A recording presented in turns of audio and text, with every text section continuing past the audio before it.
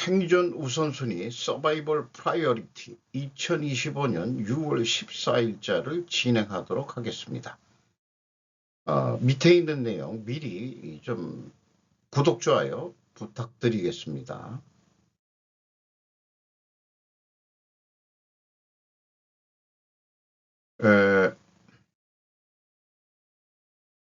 이스라엘 이란 전쟁과 한국을 떠나는 사람들이라고 6월 13일 몽골 티르라고 부부 방송인데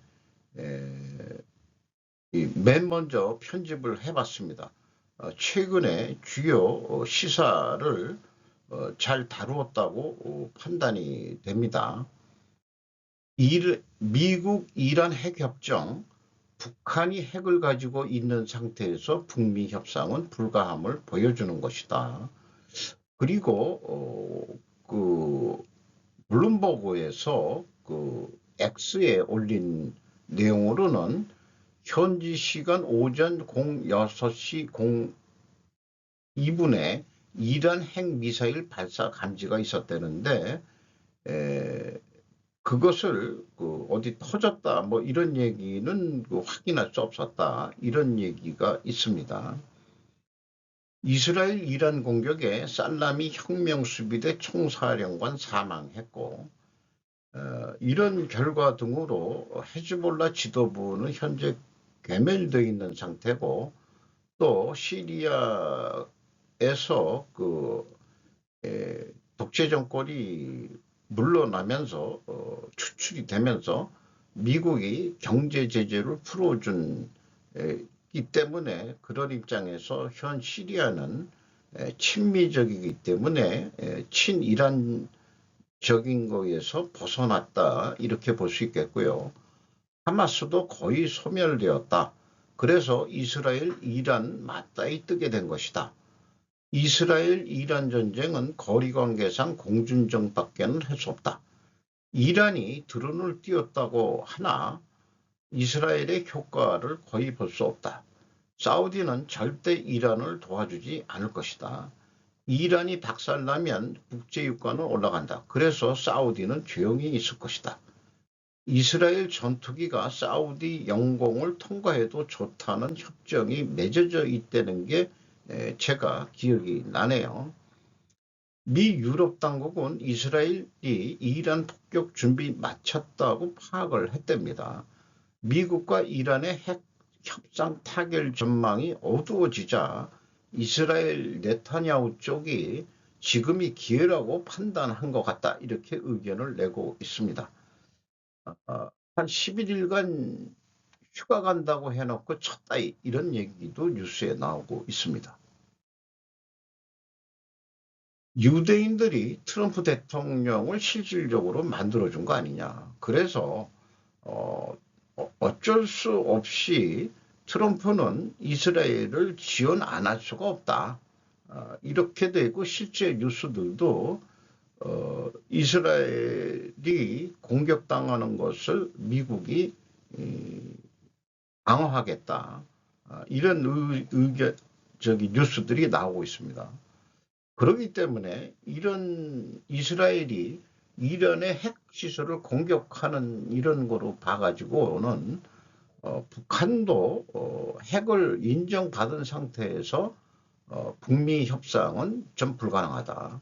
이런 게 메시지 아니냐. 그러면 우리에게는 다행 아니냐. 북한이 핵을 개발하면 이란에 또 수출하기 때문에 안 된다. 이런 얘기도 되는 거고요. 어쨌든 국제 유가는 올라감으로 인해 가지고 사우디가 속으로 미소를 엄청 짓고 있을 거라고 그렇게 보입니다. 그러나 유가가 너무 올라가도 좀 곤란한 거죠. 그래서 억제되고 통제되는 가치치기 잘하는 그런 전쟁으로 풀어나가는 것 같다 이런 표현을 하고 있네요. 따라서 3차 전쟁은 의도되고 계획된 전쟁이다. 지금 러시아 전쟁도 전쟁이고 지금 이스라엘 이란 전쟁도 전쟁이고 지금 또 터질 것은 남중국해가 대만 이죠. 거기다가 우리나라도 이 대상에서 제외는 될 수 없다라고 생각을 합니다. 어쨌든 러시아는 터키에게 쩔쩔매고 있는 형국이다. 왜냐하면은 러시아도 천연가스를 팔아야 되는데 노드 스트림 끊겼죠. 그 다음에 야말 스트림도 끊겼다고 그러고요. 그리고 그 드루즈바 스트림이란 게 있는데 이것도 제대로 지금 우크라이나를 관통해야 되기 때문에 안 되는데 그나마 러시아가 우크라이나 동부를 친 이유 중에 하나가 바로 블루스트림이라는 것을 그 확보하기 위해서 우크라이나 동부 쪽을 이게 통과하는 모양이에요. 그래가지고 흑해를 통해 가지고 가게 돼 있는데 이 흑해 쪽은 또 트루크 스트림이라고 해가지고 그래서 결국은 우크라이나하고 러시아 전쟁의 실제 그 진짜 원인은 그 석유, 가스, 천연가스 이거에 대한 그 이익을 위한 그 지역 확보 이것이 근본원인이었다고 생각이 들어갑니다. 그래서 현재 입장에서는 그 아르메니아가 이쪽 어디에 있는데 도와줄 수가 없는 형국이다 이렇게 표현하고 있습니다.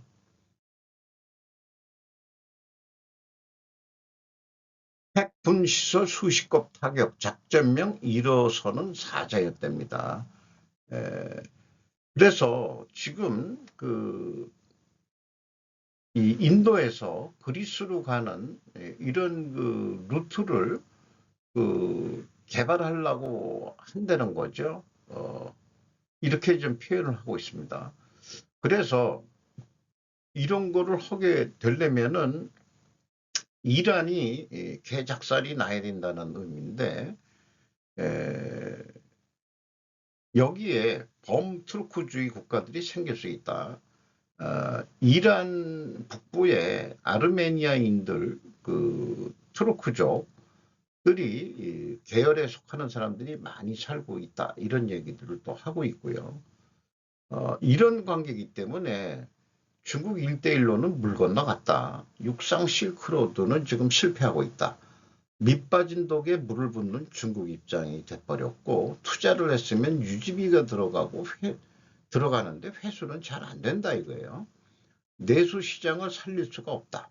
우주 AI 등에 또 미국하고 경쟁한다고 거기에 국가 자본을 투자를 하고 있으니까 서민 생활에 내수 시장에 쓸 돈이 별로 없다 이런 얘기죠. 그래서 어긋나는 짓을 하고 있는 중국이다. 필요 없는 농민공들이 10억이나 된다. 중국 공산당 입장에서는. 그래서 중국이 고난의 행군을 할 것이라고 표현했는데 사람들이 좀 죽어줬으면 그래서 팬데믹이 날 수 있다. 뭐 이런 의견도 내고 있네요. 그리고 이런 라이언이라는 이런 작전명 이런 것까지 쓸 때는 천문 사상으로서 물병자리 시대의 반대편이 사자자리인데 물병자리 시대가 들어오는 길목의 상징들 아니겠느냐 이런 3차 대전이. 그래서 그레이트 리셋이 일어나고 있는데 글로벌 어젠다는 변한 게 없이 쭉 가고 있다. 이렇게 이제 해석을 하네요.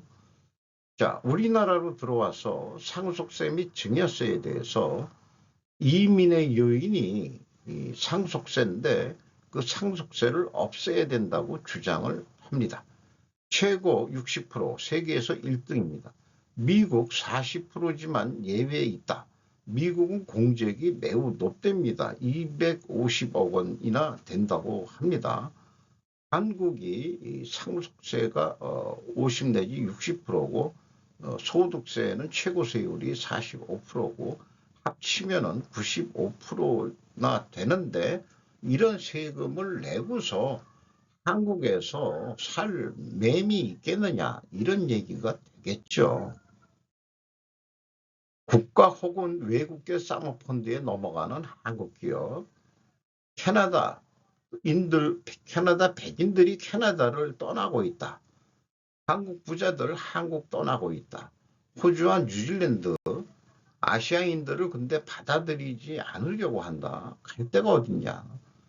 일본은 청년 이민이 많답니다. 한국 불안 때문에 일자리도 그렇고 그래서 일본에 가서 일하다가 일본 여자 만나서 거기서 생활하면서 일본 국적을 취득해가지고 사는 한국 청년들이 많다. 저 개인적으로 여기에 해당한다고 할 수 있겠습니다. 네, 그렇습니다. 배우자 상속세 폐지 이재명 대표도 동의, 법 개정 협상 급물살. 2025년 3월 28일 날 뉴스인데 퍼주겠다는 대선 공약 무슨 돈으로 하냐. 그러니까 이재명 공문 이 부부 방송은 이재명 대통령을 대통령으로 인정을 안 하는 모양이에요. 그냥 시진핑이 황상이라고 그러면 이재명 제후 이렇게 표현을 하네요. 상속세를 포기할 수 있을까? 수백 수천억 보유자가 서민 구구 내란당이 또 거짓말 이런 표현을 했던 이재명이다 이런 얘기죠. 그런데 저는 대통령을 칸이라고 저는 부르고 있습니다. 이 칸이 되었으므로 슬슬 도망하기 시작하는 부자들에 대한 탄압 시작할 것이다. 이번에 경제개혁하고 면담을 해가지고 기업들을 열심히 지원하겠다고 한다. 1단계 애선이라고 해서 제가 어저께 그 말의 뉘앙스가 의심스럽다. 그럼 2단계는 뭐냐? 이런 얘기입니다. 그리고 어쨌든 우리나라 기업들이 여러 가지 상속세 문제로 외국계 펀드한테 넘어가고 국영기업으로 넘어가고 그러면 2단계는 이 대통령이 얘기하는 것은 중국처럼 국가자본주의 쪽으로 가겠다는 얘기를 속내를 안 한 것 같아요. 1단계 정재계 모임에서 재벌 총수들을 불러다 놓고 열심히 지원하겠다고 말은 했는데 1단계 애선이라는 말이 의구심이 매우 들어갑니다. 이 국영기업을 해가지고 자관 국민들한테 돈을 풀려는 그런 게 원래 이재명 이칸의 전매 특허라고 할 수 있는데 좌파 정권이 다 그렇습니다만은 그래서 상속세 때문에 외국 자본에 넘어가고 있다. 한국 제조업 중국의 저가 공략에 망해가고 중국에 넘어간다. 우선 대표적인 게 금호타이어죠. 그 금호타이어 공장에서 일하는 사람들이 100% 한국인이냐? 아닐 겁니다. 금호타이어 처음에 인수해놓고 연봉이 크게 내려갔다가 다시 올라가는 추세인데 많은 아직 확인은 안 됐지만은 중국인들도 많이 들어오지 않았을까 저는 그렇게 생각을 합니다.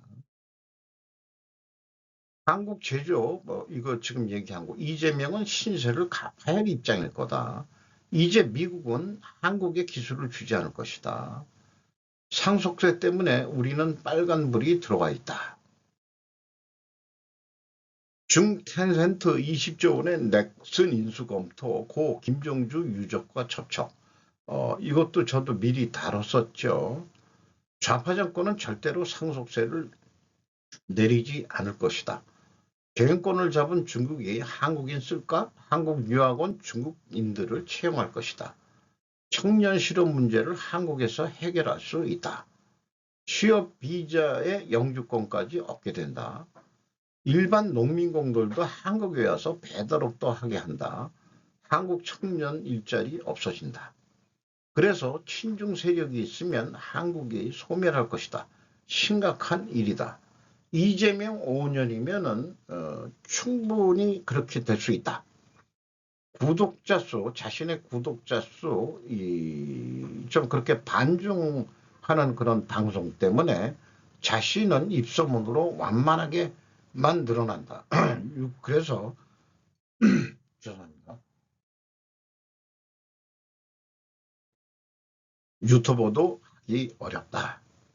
결국 삼성도 밀려날 것이다. 관세 정책으로 미국으로 갈 수밖에 없다. 현대가 가고 있죠. 현대는 그 미국에 가서 공장 착공 삽질을 하면서 정의선 회장이 얘기는 우리는 여기에 정착하기 위해서 왔습니다라고 분명히 표현을 했습니다. 현대차고로 미국의 전략적 투자 2028년까지 4년간 210억 달러 집행. 돈을 버는 곳으로 떠나는 사람들 해외로 이민 가자. 250억 재산 자신 물려주려다가 강남부자 한국 탈출 러시. 한국 이민 가는 부자들이 미국, 싱가포르, 아랍에미리트 등을 선호하고 있답니다. 부자들이 또 떠나면 취업률도 떨어지지 않겠느냐. 이재명 제후가 되었기 때문에 이 이민은 가속화될 것이다. 집안채 가지고 있는 사람들 그 재산을 자식에게 물려주려고 하고 있다 현재. 근데 12억이면 중산층인데 이 상속세 그 과세 한도액을 올려준다고 하는 얘기가 있는데 주장인즉슨 그런 거 없이 상속세를 없애야 된다는 거죠. 윤 대통령 때 이민 추세 줄었었다는 통계도 제시를 하고 있습니다. 요것이 이제 그 아주 상징적인 주제 이민을 가지고 그래서 이재명 정권 하에서 이민이 많이 늘어날 것이다 라는 예측은 맞아떨어질 것 같습니다. 미국 내 법인세 개인소득세가 없는 주 텍사스주가 소득세가 없고 재산세는 1.9%밖에 안 되고 법인세는 아예 없다. 그러니까 텍사스 주지사가 한국에 와가지고 자기네들 정책을 얘기하면서 많이 와주세요 라고 하고 다녀간 적이 있죠. 일론 머스크의 이 테슬라도 본사를 텍사스 쪽으로 옮겼다고 그러죠. 법인세가 없으니까. 2024년 100만 장자 순유출국 순위 한국이 적은 것 같지만 인구 비례로 보면 세계 2위라고 합니다. 중국이 대탈출을 하고 있죠. 중국이. 미국이 발급한 이비자, 인재 비자가 있는데 두뇌 유출 막을 방법이 있는데도 그렇게 못하고 있다는 얘기고 돈 많은 사람들을 잡아 죽이려는 심리가 왜 좌파들은 왜 있는지 질투. 중국에게 돈 받아 먹었기에 중국 공산당이 시키는 대로 하는 정치인들. 일본에 가서 일본 여자와 결혼해서 일본 국적 취득하는 한국 청년들. 상속세 없어지면 출산율 늘어난다. 그러나 인연을 끊어서는 안 된다.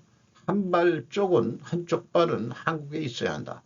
검은 머리 외국인이 되어 한국에서 다시 사는 사람들이 많습니다. 제 주변에도 캐나다로 이민 갔다가 6개월은 한국에서 살고 6개월은 캐나다에서 살고 그런 사람들이 있어요. 과세 표준 세율에 대한 것도 소개를 이렇게 했습니다. 이재명 대통령 라면값 2,000원 발언에 농심 주가는 떨어졌는데 삼양식품 주가는 오르니요. 이거에 대해서는 제가 삼양식품을 오늘 분석을 해서 별도 방송을 했습니다. 과거, 현재, 미래에 대해서 생각해보는 시간을 가져봤습니다. 이런 표현이 어디서 제가 주웠어요. 과거를 논하지 않고 미래를 묻지 않는다. 과거를 논하지 않는 건 바꿀 수 없기 때문이다.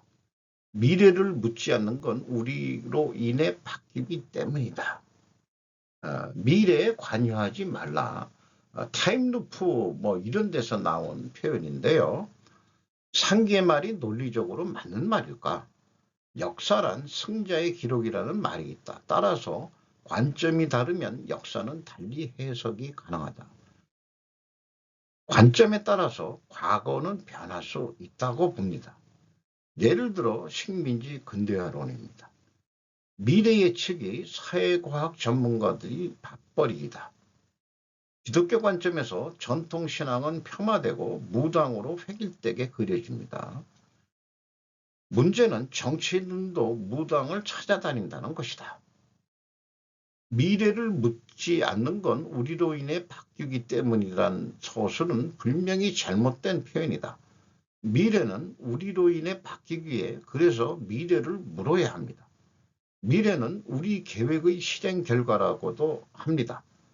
우리에게 미래는 없다는 말은 계획이 없다는 말이나 같고 패배주의를 상징하는 말 아니냐. 현재의 권력과 이익에 집착하는 정치를 우리는 보고 있습니다.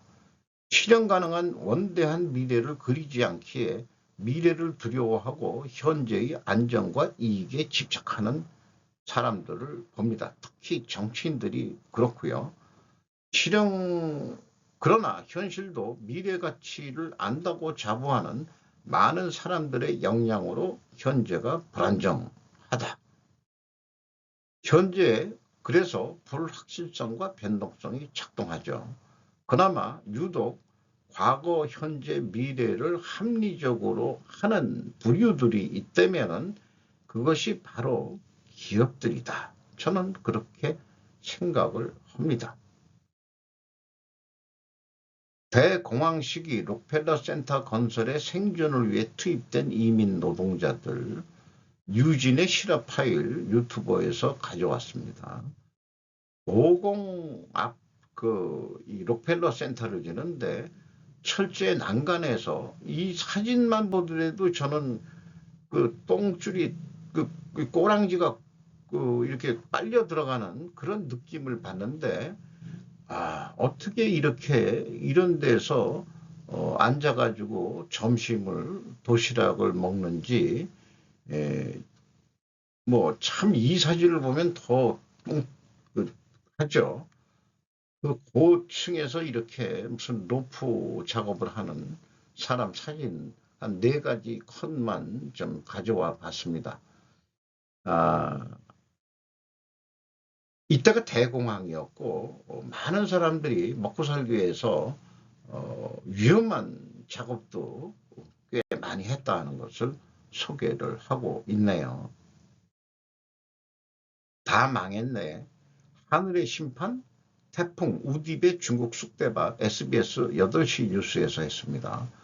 중국 남부 하이난 섬 올해 1호 태풍 우딥 영향권 최대 300mm 파초 강풍, 태풍, 폭우, 대류 경보 동시 발령.